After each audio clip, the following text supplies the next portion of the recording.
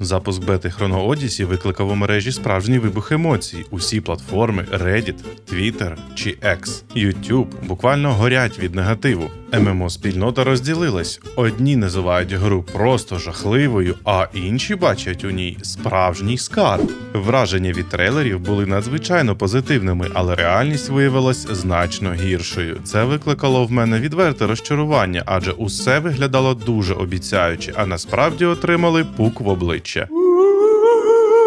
Мої перші враження. Прикольне стартове меню, вибір героя, редактор персонажа. Все супер, дорого, аж блищить. Перші катсцени, ми в грі, перший бій. Поки що непогано. Вибігаємо на галявину, вторгнення почвар з порожнечі. Епічно! Битва з першим босом, вайфу ваншоте велетня і з'являється лого гри. Все, що було далі, це сукупність серйозних проблем із технічною складовою та ігроладом. Проте все одно не покидає відчуття, що десь всередині ховається гідне ММО. Давай я більш детально розкажу, чому після 16 годин гри я, якщо й буду її чекати, то дуже обережно. А перед тим, як продовжимо, я попрошу тебе підписатись на канал, поставити смачний лайкос та лишити будь-який коментар. Більше половини глядачів досі не підписані, а значить, ще мають шанс допомогти розвитку українського Ютубу. Продовжуємо. Після кнопки Play гравця зустрічає екран вибору класу та редактор персонажу. Без Б. Він крутий. Можливо, навіть занадто. Купа пресетів, слайдерів, чекбоксів та інших інструментів, щоб створити неймовірно феєричне чудовисько, як в класичних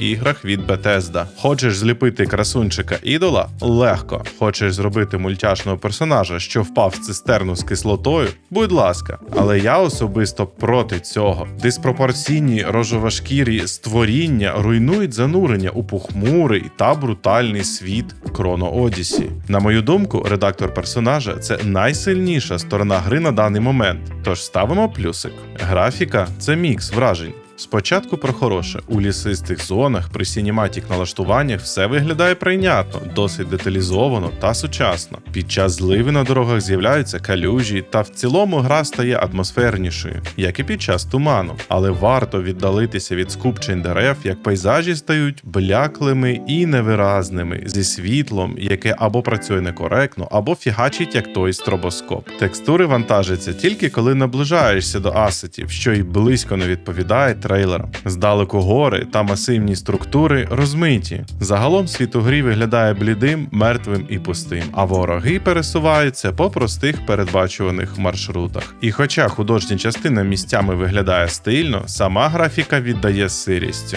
А щоб не завершувати блок на негативі, мені дійсно сподобалися локації з ключовими босами, так звані хроногейти. Три перших – це похмурі, високодеталізовані арени з димкою по підлозі та криваво-червоним освітленням. А от останній викликав відчуття чогось дійсно моторошного та неземного. Продуктивність гри ось що викликає справжнє занепокоєння. На потужній системі з RTX 4080 Super я ледве перевалив за 60 FPS на високоепічних налаштуваннях. Та й в цілому фреймрейт був не те щоб стабільним. Все б нічого, але навіть граючи на епічних налаштуваннях в 40-60 FPS я не відчув бодай якогось некстгену. До речі, DLSS та фреймген в грі відсутні. Серйозно? У грі зараз багато лагів, довгі завантаження, зависання анімацій та нечутливі елементи інтерфейсу. Зауважу, що це ще ЗБТ, і технічну складову можуть підтягнути. З хорошого можу сказати, що гра вилетіла всього один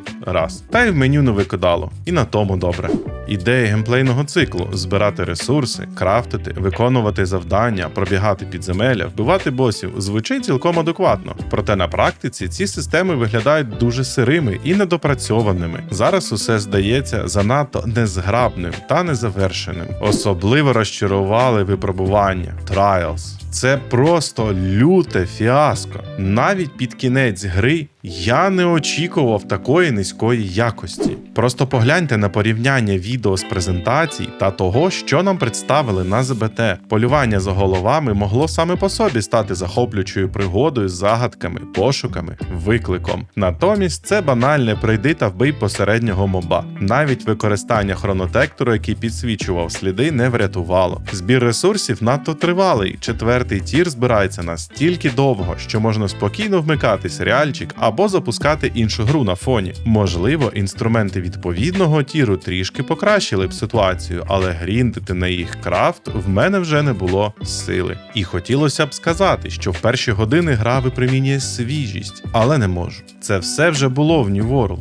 тому хто грав, довколишні системи та інтерфейси будуть до печії знайомі. Отже, маємо монотонне і виснажливе відчуття повторюваності, що не викликає бажання затримуватися грі надовго. Бойова система справляє неоднозначні враження.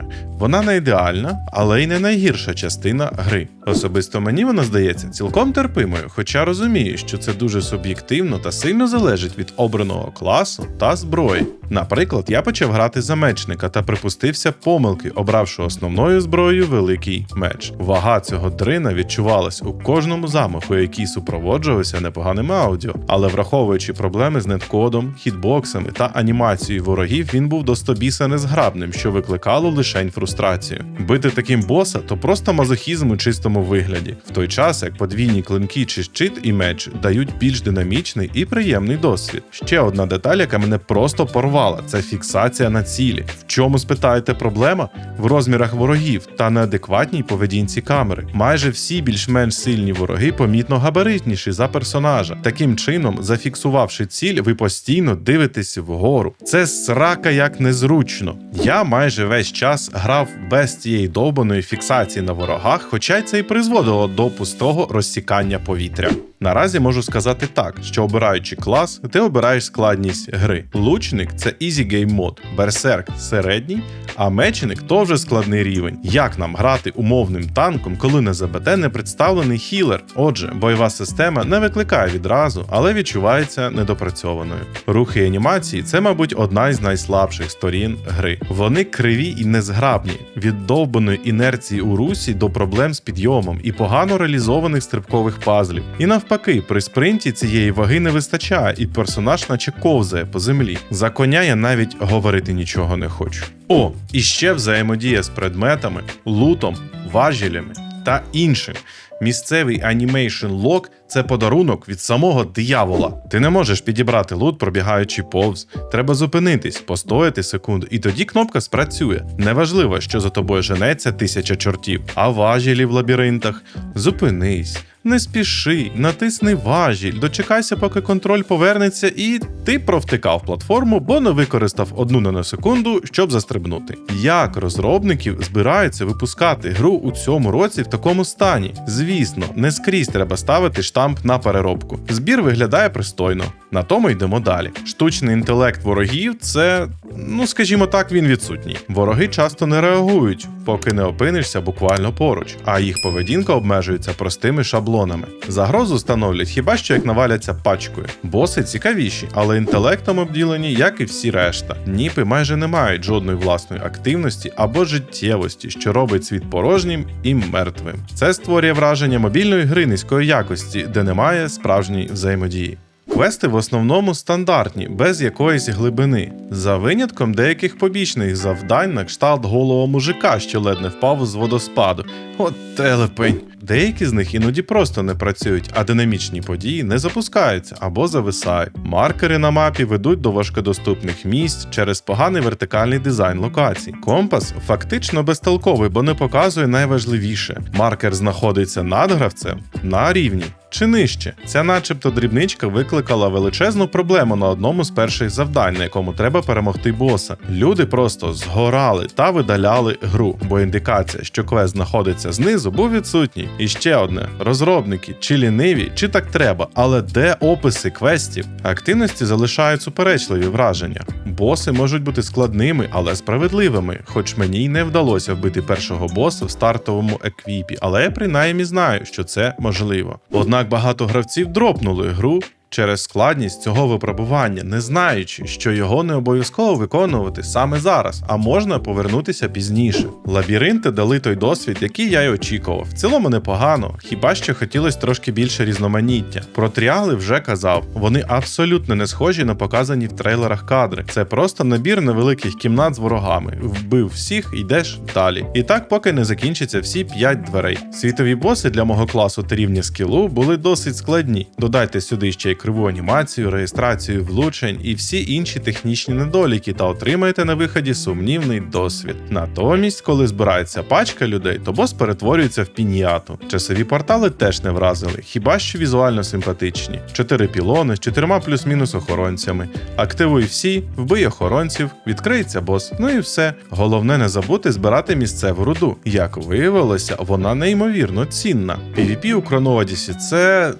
скажімо так, воно має свої моменти, хоч і не завжди з правильних причин. Цікаво, що гру майже ніхто не позиціонує як PvP-орієнтовану, і самі системи не винесені на передній план. Саме тому враження від PvP виявилося неочікуваним і вибуховим у буквальному сенсі. Я підгледів один цікавий аспект PvP. З'ясувалося, що в грі можна підняти вибухову бочку, кинути її, і цим випадково, або навмисно, давайте чесно, вбити іншого гравця навіть у нібито безпечній зоні. Реакція була десь між здивуванням, захватом, і це реально зараз сталося. Судячи з усього, у грі існує відкритий, несанкціонований PvP. Чи це фіча, чи баг?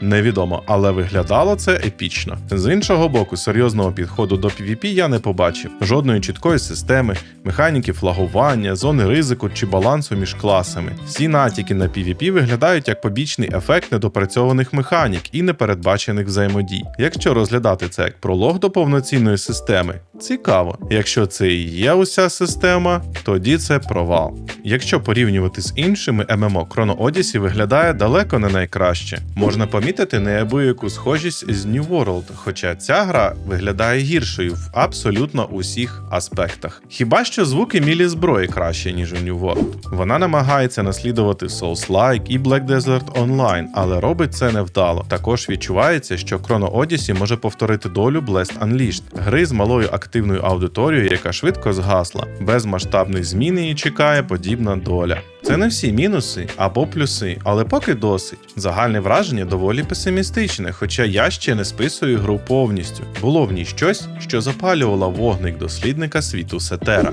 Але наразі цього точно недостатньо, аби втримати аудиторію. Якщо розробники прислухаються до спільноти, внесуть суттєві покращення і доведуть гру до ладу, вона має шанси стати пристойним ММО. Але в нинішньому вигляді вона навряд чи витримає конкуренцію і загине за кілька місяців після релізу. Для порятунку потрібен божественний гігапатч, і я не дуже вірю, що це станеться. Загалом не рекомендую грати зараз. Це ще один недопрацьований корейський ММО з усіма характерними недоліками, відсутністю глибини, незграбністю і, ймовірно, майбутньою системою Pay-to-Win, навіть враховуючи buy-to-play розповсюдження. А під відео є посилання на наше українське ком'юніті у Discord, мій Twitch та Telegram канали.